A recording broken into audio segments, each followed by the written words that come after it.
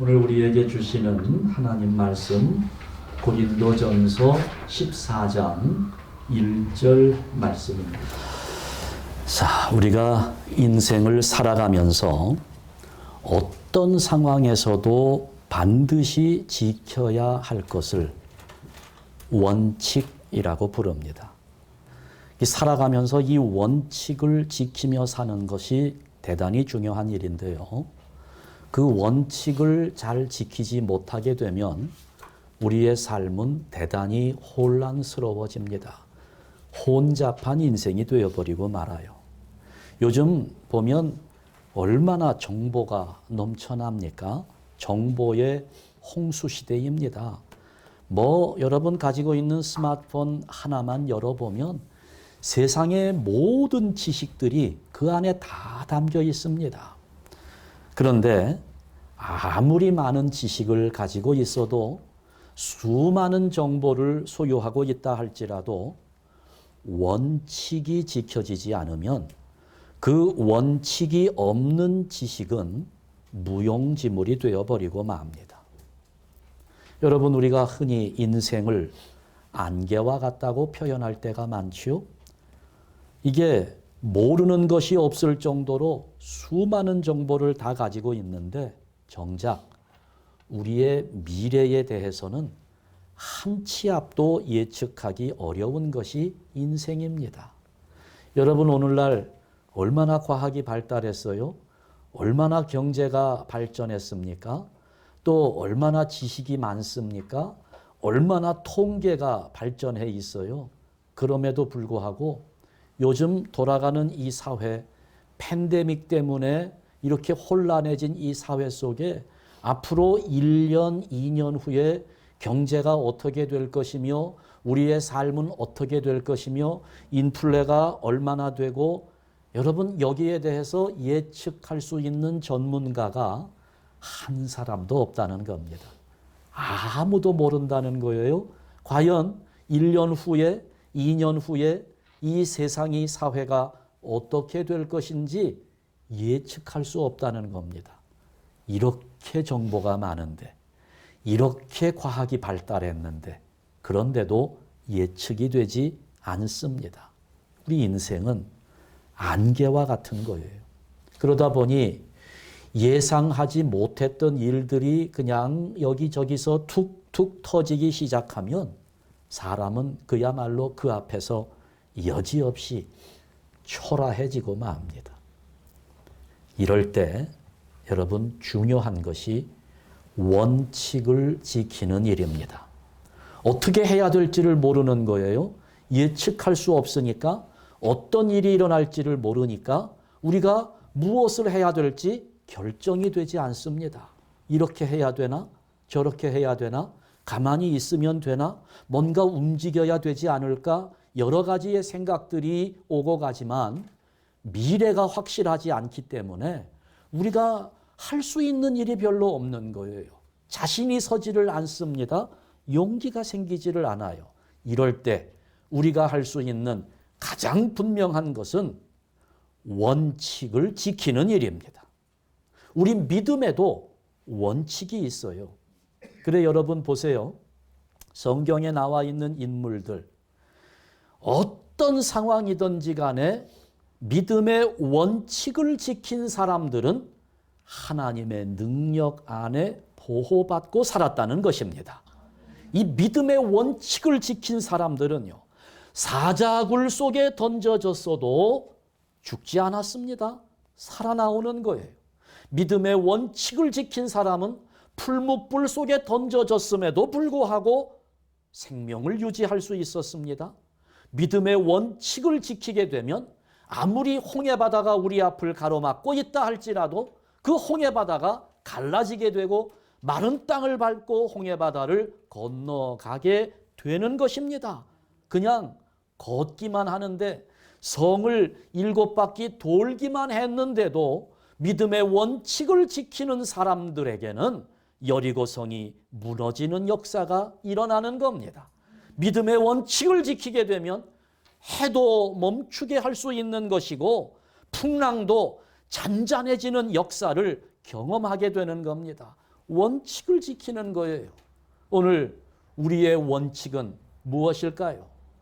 세상이 아무리 변하고 세상이 아무리 안개 속과 같은 그런 것이 된다 할지라도 우리의 원칙은 하나님을 예배하는 것입니다. 하나님을 예배하는 원칙을 지켜나간다면 여러분, 우리 인생에도 다니엘의 사자굴 역사가 일어날 수 있고 모세의 홍해 기적도 우리 인생 가운데 나타날 수 있을 겁니다. 믿음의 원칙을 지키게 되면 기도 생활에도 원칙이 있습니다. 흔히들 기도해야지. 여러분, 그런데 어떻게 기도하는 것이 좋은 기도일까요? 기왕에 기도하는데 하나님 앞에 응답을 받는 기도 우리가 간절히 소원하잖아요. 어떻게 해야 응답을 얻을 수 있을까요? 그냥 막무가내로 기도하는 것은 유익하지 못합니다.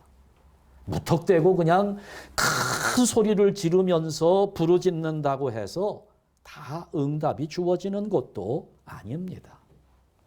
원칙을 지키면서 기도할 때 하나님과 나 사이에 막힘이 없는 대화가 이루어지면서 하나님과의 교통이 가능해지는 것입니다. 오늘 본문을 보면 아주 짧은 본문이잖아요. 그런데 여기에서 우리가 어떻게 기도하는가에 대한 기도의 원칙을 알려주고 있습니다. 우리가 이 기도의 원칙을 깨달으면서 우리 한샘교회 성도들 하나님과 더 가까이 교제하는 믿음으로 성숙해지기를 바랍니다. 첫 번째 원칙은 사랑을 추구하라는 것입니다. 오늘 본문 말씀에서 사랑을 추구하라. 그렇잖아요. 우리 주변에서 많은 일들이 일어나요. 어떤 일들은 가슴 아픈 그런 일들도 있고 어떤 일들은 아주 감동이 되는 정말 아름다운 일들도 있습니다. 그런데 대체적으로 우리 주변에서 일어나는 일들 가운데 사랑이 이유가 되는 것들은 대부분 아름답게 보입니다. 사랑 때문에 그런 일이 벌어졌다. 그러면 감동이 오게 되어 있어요. 자, 오늘 본문에도 보니까 기도할 때 사랑을 추구하라는 겁니다. 무슨 말일까요? 사랑이 기도의 목적이어야 한다는 겁니다. 왜냐하면 사랑은 이 세상 모든 것의 존재 이유가 되기 때문입니다. 하나님이 천지 만물을 창조하신 것도 사랑 때문입니다. 하나님이 오늘 우리를 구원하신 것도 사랑 때문입니다. 예수님이 이 땅에 오신 목적이 사랑 때문이었어요. 이 사랑은 모든 것의 존재 이유가 되는 것이기 때문에 사랑은 유일한 기도의 목적일 수밖에 없다는 것입니다. 그러나 이 사랑은 보통 사람이 생각하는 세상의 저급한 사랑과는 차원이 다른 겁니다. 이 사랑은 나에게 사랑을 주신 하나님을 향한 사랑을 말합니다. 그 사랑 때문에 기도해야 된다는 거예요. 그게 사랑을 추구하는 겁니다. 그리고 그 하나님께서 사랑하시는 모든 사람들을 향한 사랑을 말합니다. 하나님이 세상을 사랑하니까, 하나님이 그 사람을 사랑하니까 우리 또한 그 사람을 사랑하고 우리 또한 하나님이 사랑하시는 그 세상을 사랑하면서 기도하는 것. 그러니까 기도는요, 어떤 제목의 기도이든 간에 우리가 물질을 구하건 건강을 구하건 가정의 평화를 구하건 교회를 위해서 기도하건 어떤 기도의 제목을 가지고 기도하든지 간에 그 기도에는 하나님과 이웃을 사랑하기 때문이라는 단서가 붙어야 하는 겁니다. 그러니까 여러분, 우리 한번 생각해 봐요. 물질을 구하잖아요. 왜 물질을 구합니까? 건강하기를 기도하잖아요. 왜 건강 회복을 기도합니까? 지금 가지고 있는 복잡한 문제가 해결되기 위해서 하나님께 기도하는데 여러분 왜 문제의 해결을 구합니까? 우리 자녀가 좀 좋은 대학에 들어갈 수 있도록 간절한 소원을 품고 기도하는데 왜 대학에 합격해야 한다고 그렇게 기도합니까? 왜 그래요? 여러분 이런 질문에 구체적인 사랑의 이유를 댈 수 있어야 하는 겁니다. 예를 들어서 무작정 그냥 대학에 합격하기만을 기도합니다라고 이렇게 기도한다면 그 기도는 완성도를 따져볼 때 50%도 완성되지 않은 기도입니다. 무엇 때문에 합격을 기도하느냐? 이렇게 물었을 때 사랑 때문이라고 대답할 수 있어야 하는 겁니다. 사랑 때문에 대학에 합격하기를 원합니다. 그렇다고 여러분 이 사랑이 무슨 대학교에 합격을 해서 대학교 간판을 따게 되면 예쁜 아가씨를 만나게 되고 또 거기에서 주고받는 로맨틱한 사랑이 있을 거다 하는 그런 사랑을 말하는 것일까요? 물론 그런 사랑도 우리는 기대할 수는 있을 겁니다만은 그러나 그런 것이 내 기도의 결론일 수는 없을 겁니다. 하나님, 이 세상에는 억울한 일을 당하고도 가진 것이 없어서 불이익을 감수하는 사람들이 참 많습니다. 제가 이런 사람을 위해서 하나님의 정의를 실현하는 사람이 되고 싶습니다. 그러니 내가 변호사가 되어가지고 정말 의지할 것 없는 가난한 사람들을 위해서 법정에 서겠습니다. 그러기 위해서 제가 로스쿨에 들어가야 되겠습니다. 합격하게 하여 주옵소서. 이런 정도. 하나님, 이 세상에 의료 혜택을 보지 못하고 고통하는 사람들이 너무 많습니다. 이 사람들에게 주님의 사랑을 실천하겠습니다. 내가 의대에 들어가서 의사가 되어가지고 질병 때문에 고통받고 의료 혜택 받지 못하는 그들을 위해서 주님의 사랑을 실천하겠습니다. 의대에 들어가게 하여 주옵소서. 합격하게 하여 주옵소서. 이런 정도의 구체적인 기도의 이유와 목적이 있어야 한다는 겁니다. 이게 기도의 원칙이에요. 그냥 무작정 구한다고 하나님 주시는 거 아니라는 거지요. 물질을 구할 때도, 문제 해결을 구할 때도, 건강을 구할 때도 그 기도의 목적은 하나님과 이웃 사랑을 위한 희생에 두어야 한다는 겁니다. 이런 기도 하나님께서 반드시 들어주십니다. 사랑이 이유가 되고 사랑이 근거가 되고 사랑이 목적이 되는 그런 기도는 하나님께서 반드시 응답해 주시는 겁니다. 사랑을 추구하라. 이것이 기도의 제1원칙입니다. 두 번째 원칙은 신령한 것들을 사모하라는 것입니다.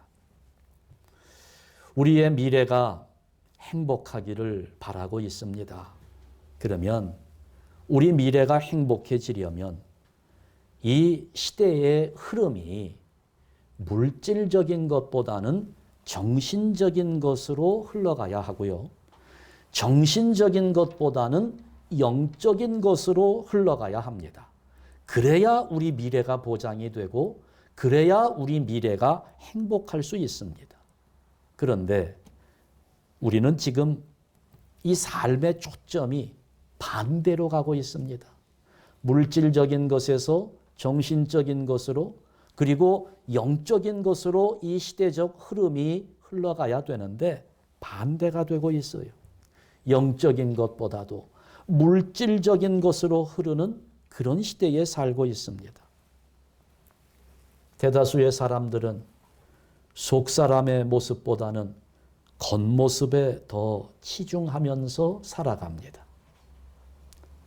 인격을 가르치고 정신을 연구하고 이렇게 하는 사람들보다는 몸으로 육체로 대중 앞에서는 연예인이나 스포츠 선수가 선망의 대상이 되고 있는 시대입니다. 사람들마다 쉽게 돈을 벌어서 자유롭게 세상의 쾌락을 누리며 살기를 원하고, 그러면서도 고민하거나 사색하거나 생각을 깊게 하는 이런 일들은 대단히 아주 노골적으로 싫어하는 시대가 되었습니다. 그냥 잘 먹고 마시고 즐기고 세상의 쾌락 속에서 내 마음대로 자유롭게 살아가는 것, 그것이 관심사의 전부가 되어버리고 있어요. 그러니 이 세상이 그렇게 되어가고 있으니 우리들도 자연히 따라갑니다. 사람은 그렇거든요. 누구든지 그 시대의 생각과 사상과 습관과 이런 것들로부터 독립해서 존재할 수 있는 사람은 아무도 없습니다. 그 시대적 흐름이 옳은 것이건 옳지 않은 것이건 그것과는 상관없이 누구든지 그 시대에 태어나면 그 시대의 흐름에 맞추어서 살기 마련입니다. 이런 시대적 흐름과 그 시대의 일반적인 생각을 거스르며 살아가는 것은 대단한 희생을 요구하는 것이기 때문에 이게 어떤 뚜렷한 가치관을 품고 있기 전에는 쉽지 않습니다. 세상을 거스른다는 것이, 세상의 흐름을 거슬러 온다는 것이 굉장히 어려운 일이에요. 여러분, 그러나 아무리 어려운 길이고 힘겨운 과정일지라도 그 길이 옳은 길이라면, 그 길이 하나님께서 요구하는 길이라면 그것을 끝까지 고집하면서 굳건하게 걸어가는 선구자가 필요한데, 그것이 바로 하나님 안에 있는 우리들과 우리 자녀들이 걸어가야 할 길입니다. 신령한 것들을 사모하라. 여러분, 새로운 시대를 여는 힘이 어디에서 나오는가? 그것은요, 그 시대의 흐름을 따라가던 사람이 이제는 돌이켜서 성경의 진리를 새롭게 깨달음으로써 그 시대적 흐름을 거부하고 이 시대에 유행하지도 않는, 아니 이 시대에는 전혀 인기도 없는 그런 영적인 가치를 추구하며 살아가기로 결심하는 사람들이 있을 때 새로운 시대가 열리게 되는 것입니다. 바로 그것이 오늘 본문에서 말씀하고 있는 신령한 것들을 사모하라 하는 말씀입니다. 시대의 흐름을 따르는 것이 아니라 하나님의 말씀을 따르는 거예요. 물질을 추구하는 사조 속에서 이제는 신앙을 바탕으로 한 올바른 신앙, 정신을 추구하는 사조로 그 흐름을 바꾸어 놓는 것, 바로 이것이 우리 믿음을 가진 사람들이 해야 할 가장 중요한 시대적 사명이라는 겁니다. 이것을 위해서 기도해야 하는 거예요. 신령한 것들을 사모하면서 그것을 위해 우리가 하나님 앞에 헌신할 수 있기를 기도해야 되는 겁니다. 여기에만 소망이 있어요. 그저 우리가 이 시대적 흐름에 부응하면서 물질의 가치만 추구하고 그저 세상을 향한 그 쾌락을 향한 우리의 욕심만을 생각하면서 그것만을 위하여 우리가 하나님을 섬기기 원한다면 희망이 없는 겁니다. 영적인 것을 추구할 때 우리에게 소망이 주어집니다. 소망은 여기에만 있습니다. 신령한 것들을 사모하라. 이것이 기도의 두 번째 원칙입니다. 이것을 위하여 기도해야 하는 겁니다. 세 번째 원칙은 특별히 예언을 구하라는 겁니다. 예언을 하려고 하라. 예언이라고 하면 여러분들도 할 말이 많을 거예요. 워낙 예언에 관심을 가진 사람들이 많기 때문에 특별히 우리 한국 사람들은 그런 아주 그 신비로운 영역에 굉장한 관심을 두고 있습니다. 우리나라 한국의 전설 같은 것들도 들어보면 이 도사에 관련된 이야기들이 굉장히 많잖아요. 그 이야기들에 나오는 도사들은 주로 보면 이제 속세와는 완전히 구별된, 주로 도사들이 제일 좋아하는 산이 여러분 무슨 산인지 혹시 아시나요? 계룡산이 제일 많은 것 같아요. 한국에서 나오는 도사들은 주로 계룡산에서 기본 20년은 도를 닦고 뭐 또 지리산에 가서 한 10년, 뭐 속리산에 가서 뭐 얼마, 뭐 이런 도사들이 세상과는 구별된 속세를 떠나서 그렇게 살다가 어느 날 특별한 때에 갑자기 세상에 내려오는 거예요. 속세에 내려와서 어떤 사람에게 앞으로 일어나게 될 아주 중요한 일을 이야기해 줍니다. 생사화복과 관계된 일을 말해주고는 그냥 사라져버려요. 이렇게 말하자면 천기를 누설하는 거죠. 예. 그렇게 천기를 누설하고 사라집니다. 그런데 지나고 보니까 그때 그 도사가 나를 향해 이야기했던 그 예언들이 어김없이 들어맞는 것으로 그렇게 이야기가 끝납니다. 이제 그런 이야기들이 많고 또 그런 이야기들을 많이 들어서 그런지 우리 민족은 하여간 이런 묘한 예언에 의한 축복들을 굉장히 많이 기대하지요. 그러니 이런 미래에 나에게 주어질 복 때문에 조상의 묘를 옮기잖아요. 우리나라 대통령 되신 분 중에 대통령 선거하기 전에 자기 조상의 묘를 옮기지 않은 사람 거의 없습니다. 그 대통령 선거하기 전에 반드시 하는 일이 묘자리를 옮기는 거예요. 왜 옮길까요? 대통령 되려고. 그걸 옮겨야 좋은 자리에 조상을 모셔야 대통령이 된다고 그렇게 생각을 하는 거예요. 이게 참 우리 미래에 대한 관심이 많고 그 미래의 복을 받기 위해서 점을 치러 다니는 그런 심리들이 우리에게 있어요. 그런데 우리 예수 믿는 사람들도 이런 심리에서 그렇게 자유롭지 못합니다. 우리들 또한 거기에 굉장한 관심을 가져요. 그래서 기도원을 찾아가잖아요. 소위 예언 기도를 받기 위해서 기도원을 찾아가는 겁니다. 그러면 아무튼 뭐 거기 가면 뭐 거기 아주 신령한 목사님이 계시던 신령한 권사님이 계시던 누가 계시던 그분이 미래에 대해서 기도를 해주며 나에게 그 결과를 이야기해 주는 거예요. 그러니까 사람들은 그런 아주 묘한 예언 기도 해주는 곳을 즐겨 찾아가는 겁니다. 근데 참 보면 그분들이 말하는 것이 예언해 주는 것이 아주 기가 막히게 맞을 때가 많다는 거예요. 네. 근데 제가 보면 그분들이 예언한 것이 맞다기보다는 그 예언 기도를 받은 사람이 그 예언에 맞추어 가는 경우가 대부분인 것 같습니다. 여러분 예를 들면 그래요. 그 예언한다는 것이 아주 애매모호한 예언인 경우가 대단하잖아요.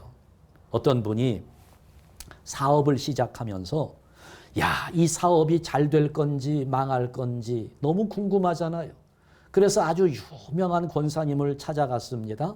그래서 기도를 부탁했어요. 기도해서 이 사업이 잘 될 건지 망할 건지 좀 알아봐 달라는 거죠. 기도하다가 이 권사님이 응답을 받았나 봐요. 그러면서 이 사람에게 알려줍니다. 미래를 알려주는데 이렇게 알려주는 거예요. 개나리가 활짝 피는구나 하고 알려주는 겁니다. 자, 여러분 그 예언이 잘 된다는 걸까요? 망한다는 걸까요? 개나리가 활짝 핀다는 겁니다. 자, 그러면 그 예언은요. 사업이 잘 돼도 맞는 예언이고 사업이 망해도 맞는 예언이 돼요. 내가 어떻게 생각하느냐에 따라 달라지는 겁니다. 사업이 잘 됐습니다. 그랬더니 야, 개나리가 활짝 핀다고 그랬는데 여러분 개나리가 어떻게 피는지 알죠? 봄에 필 때 그냥 때로 확 피잖아요. 아주 번영하고 번성하고 그냥 막 그렇게 야, 역시 예언대로 이렇게 개나리가 활짝 피는 것처럼 내 사업이 번성했구나. 맞는 예언인 것 같아요. 근데 망해도 맞는 예언입니다. 어떻게 해요? 망하면 어떻게 생각할까요? 아니 왜 하필이면 빨간색 장미가 피지? 개나리는 무슨 색이에요? 노란색이잖아요. 앞이 어떤 거예요? 앞이 노래요. 노란 꽃이 핀다는 거죠. 그러니 개나리 노란 꽃이 피었으니 내 사업이 야, 그래 내가 망하긴 했어도 그 예언은 맞는 예언이구나. 여러분 그런 겁니다. 그 예언을 맞는 예언을 준 것이 아니라 그냥 아리송한 그런 내용으로 주어진 것, 내가 거기에 맞추어 간다는 거죠. 뭐 아무튼 여러분 이런 엉뚱한 것 여러분 생각할 필요 없어요. 제가 늘 강조해서 이야기하지만 여기 성경에서 말하는 예언, 여기 보면 특별히 예언을 하려고 하라 이렇게 말씀하고 있는데 여기서 말하는 예언은 앞으로 일어나게 될 일을 미리 예측하는 능력을 말하는 것이 아닙니다. 물론 그런 의미가 전혀 포함되지 않은 것은 아니지만 오늘 본문에서 말씀하는 예언은 그것보다는 한둘레 더 큰 예언을 의미합니다. 한마디로 하나님의 뜻을 전달하는 것입니다. 그것이 예언입니다. 그러니까 앞으로 일어날 일에 대해서 미리 예측하는 그런 예언이라기보다는 하나님께서 우리 인간들에게 계시하는 뜻을 받고 그 하나님의 뜻을 깨달아서 전달해 주는 것을 예언이라고 하는 겁니다. 성령의 도우심을 힘입어서 하나님의 뜻을 바르게 깨닫고 그렇게 깨달은 말씀을 함께 나누면서 서로 간에 덕을 세워 나가는 것입니다. 그것이 예언입니다. 그걸 위해서 기도하라는 거예요. 우리가 기도할 때 특별히 이런 하나님의 뜻을 깨닫기 위한 지혜를 구하는 기도를 하나님께 드려야 하는 겁니다. 오늘 사람의 입에서 나오는 말들이 얼마나 중요한지 몰라요. 그 말 한마디 때문에 사람들이 달라지기도 하고 그 사람이 바르게 서기도 하고 새로운 사람이 되고 그 한마디 때문에 하나님의 역사가 이루어지기도 하고 그렇기 때문에 우리의 입술이 얼마나 소중한지 몰라요. 그런데 이렇게 소중한 입술에 무엇을 담아야 하겠습니까? 이 입술에 하나님의 뜻을 전달하는 예언을 담기보다는 그저 세상에 잡다한 음란 패설이나 입술에 담겨 놓고 그저 세상에서 살아가는 이야기, 돈 버는 이야기, 건강 유지하는 이야기 이런 것들만 담아 놓고 있다면 얼마나 아까운 일입니까? 여러분 그래서 우리가 기도할 때 그걸 기도해야 되는 겁니다. 하나님, 내 입술이 예언의 입술이 되기를 원합니다. 그런 개나리를 말하는 그런 입술이 아니라 내 입술을 통하여 하나님의 뜻이 사람들에게 전달되게 하여 주옵소서. 그 하나님께서 나에게 주시는 교훈이 있고 깨달음이 있고 사랑이 있는데 그것이 내 입술을 통하여 이웃들에게 전해져야 한다는 거예요. 그걸 위해서 기도해야 된다는 겁니다. 그럴 때 우리의 미래는 확실하게 달라질 수 있습니다. 내 인생의 미래도 변화될 뿐만 아니라 다른 사람의 미래까지도 변화시킬 수 있는 겁니다. 하나님의 말씀이 내 입술에 담겨서 그 말씀이 전파될 때 이렇게 달라지는 거예요. 변화되는 겁니다. 여러분 그러니까 이렇게 내가 깨닫고 내가 전해주는 그 그 하나님의 말씀 한마디가 사람들의 미래를 바꿀 수 있다라는 것을 우리가 기억할 때 보세요. 뭐가 더 중요한 일인지. 미래를 예측하는 말이 중요합니까? 미래를 변화시키는 말이 중요합니까? 하나님의 말씀이 우리 입술에 담긴다면 미래를 변화시키는 말이 우리 입술에서 나오게 되는 겁니다. 미래를 예측하는 말보다는 미래를 변화시키는 말이 진정한 예언이라고 할 수 있을 겁니다. 예언하는 것, 즉 하나님의 말씀을 전하는 것, 이것이 기도의 세 번째 원칙입니다. 여러분 기도할 때 우리의 기도 속에 이런 원칙이 철저하게 지켜지면 우리의 기도는 100% 하나님의 응답을 받을 수 있을 겁니다. 사랑을 추구하라. 신령한 것들을 사모하라. 예언을 하라. 하나님의 말씀이 내 입술에 담기기 위하여 하나님 앞에 기도하라. 우리 한샘교회 성도님들 모두가 이렇게 기도의 세 가지 원칙을 따라 기도하면서 하나님의 능력을 나타내는 복된 성도들 되시기를 주님의 이름으로 축원합니다. 기도하겠습니다.